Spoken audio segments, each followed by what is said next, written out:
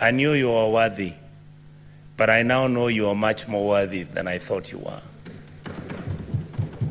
You have actually surprised me. I remember once I made a phone call to you and I was asking you, how do we manage this thing of Madam Nyakango? And you said, please tell her to know that we are trying to figure out what to do. And I took the message, and that's when I knew that you are a serious person. I'm proud of you. Keep it up. Madam Speaker, I also would like to mention the name of Madam Nyakango, who's the Controller of Budget, and Madam Nancy, who's the Auditor General, the two incredible women of this republic. If I had my own reward, I would give them. Because when everything else seems to have been failing, some of us have been talking to them, and all the time we feared for their lives. Why? Not because anything would happen, but the costs were too high. The expectation was much higher. They have done their job, and I'm so happy that this House, which is known as the Oversighting House, has seen the light. My colleagues who are in this House, I'm very lucky because I've lost my voice a bit. I'm lucky because I have the institutional memory. I have been in politics for the last 30 years. Those 30 years I've been in elective politics, about 22. Madam Speaker, the problems, the way Mzee Odinga said about Kenya, have not been started by President William Ruto. If you look at the history, and Madam Speaker, the other day people were asking me, how did you tell that these young Gen Zs are actually going to come to the streets after 1 year? I said, I look at the trend. If you look at independence 1962-3, that was the 20 years beyond where the liberation movement took place. After that, we got independence. It took another 20 years for us to have a military coup. The people who are guiding and who are within that military coup are not old men like Jaramogi or Charles Njonjo at that time. It was young Gen Z students of the University of Nairobi and young people who believed in the ideal of what Kenya was. The second issue that came up, Madam Speaker, was after, by the year 2002, there was another 20 years. Then you come to 2002 is when Kibaki was elected, is when we have a referendum, is when we have a new constitution, and then we say Kenya is now on the right path. After that, Madam Speaker, we did not follow the letter of the constitution. What many of us have never understood is that your democracy is as valid and as reasonable and as verifiable and is implementable as the people who are willing to follow and implement that constitution. We have completely failed our people. And that is why when the elections took over and we had challenges, and that is why when you look at our country and the crisis that has come up, when you look at the issues which are bedeviling our country, you realize that we are on quicksand. Unless you have old men and old women, people of dignity and decency, people who have got wisdom, people who are not greedy to fix this country, we will not have a country very soon. Madam Speaker, I've served as an assistant minister. I went to Cote d'Ivoire, sent by President Kibaki to go and visit President Gbagbo. I got into his house. He was wearing a vest. That time the military was around him. He was being deposed. 2 weeks later, he went home with his wife. They were half naked. Those sins are not sins that Africa should be proud of. Madam Speaker, our country has broken down. Our country has challenges. But before I go to how, in a short notice, what we can do, I would like to ask the President, and I asked him the other day, the children who died and the children who are in the prisons, please remove them. Those who have died, I want to ask this House, the Senate, let us make sure that those children get a state funeral. Those who are not criminals, these are children who had reached a dead end. Madam Speaker, what is wrong with our country? We call it a company with shareholders Our country is not a company.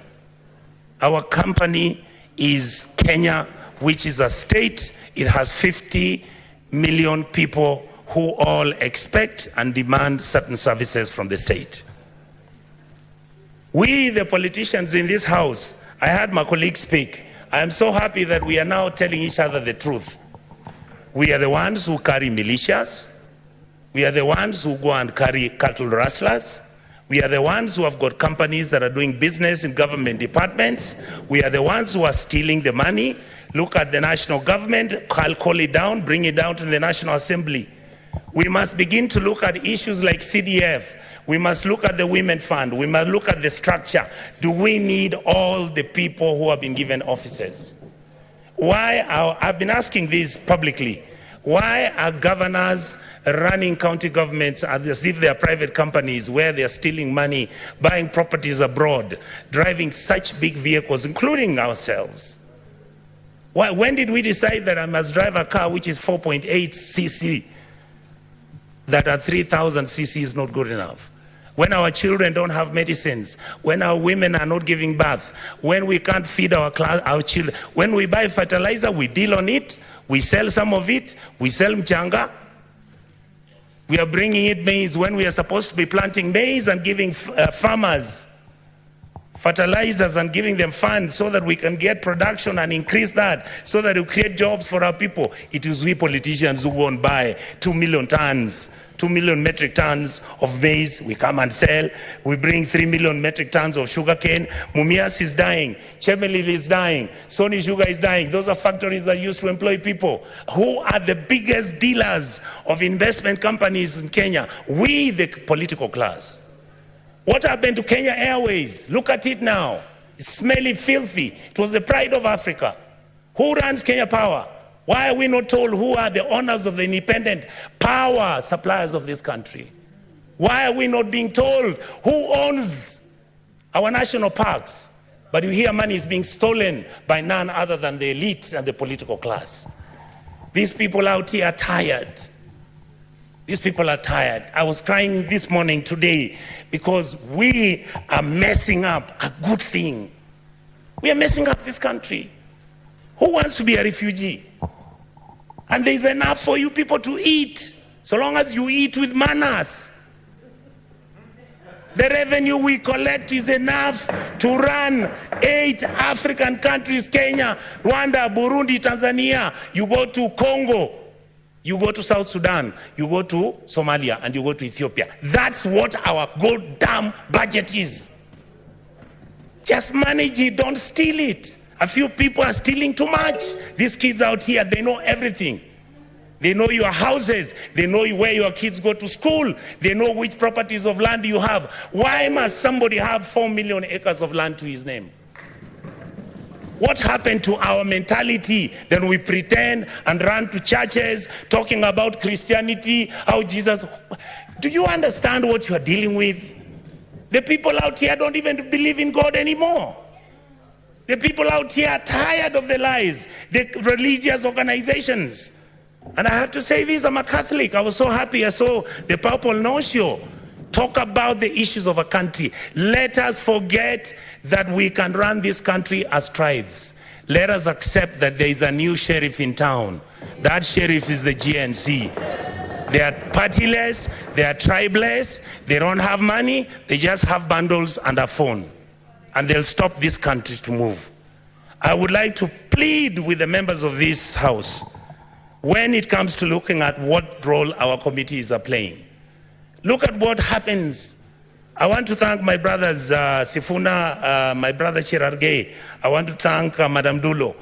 These are, many of you may not know, we've never discussed it here. How many times we've been threatened that we are raising issues about county governments losing billions. I mean, who doesn't know how many governors own apartments and houses in Kilimani Road? Each one of them owning an apartment costing 1.5 billion shillings. Why didn't the fool just go and build a hospital where he comes from? How I wish we stole the money and put it at home. Some of them are going to Dubai. People are going to America. You see on social media. I just saw somebody commenting saying that the senators have nothing to do. I want him to tell me how he bought a Bentley and is an MP. Explain to me, how does somebody, the truth is, I'm born with advantage and privilege. That is the truth. I saw my father driving a big car when I was a small boy. That is not what drives me. What drives me is, how do you get a member of parliament driving a Mercedes that costs 49 million shillings? And we are watching, and that is normal, and it is okay. And it is okay. Shame on us. Then we make sure this money doesn't go to the schools. We make sure that hospitals have no money. We start building hospitals now. We want the poor people to come to those hospitals. Poor people can't come to Nairobi Hospital. They can't come to Aga Khan. Some of them can't afford Kenyatta. You saw the other day, Kenyatta has a debt of 6.6 billion. The Eldoret Hospital, Eldoret KTRH, has a debt of 3.9 billion. When you ask, they tell you we don't know where the money went. Are we fools? Do we need to buy houses which have got 15 bedrooms and drive 19 cars and put them in your parking lot, and you want 10,000 acres of land? You want a ranch? You fools, you go and buy a ranch in Australia. This is where we are.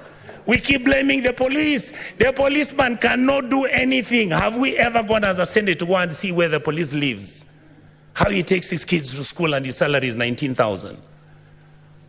And this house has to start thinking about those things. We guys must begin, and we ladies and gentlemen in this house must begin to agree that we can reduce our salaries, that we can drive smaller cars, that we can wear kaundas. In fact, the only thing I'm very annoyed about the president, I'm the one who started wearing kaundas.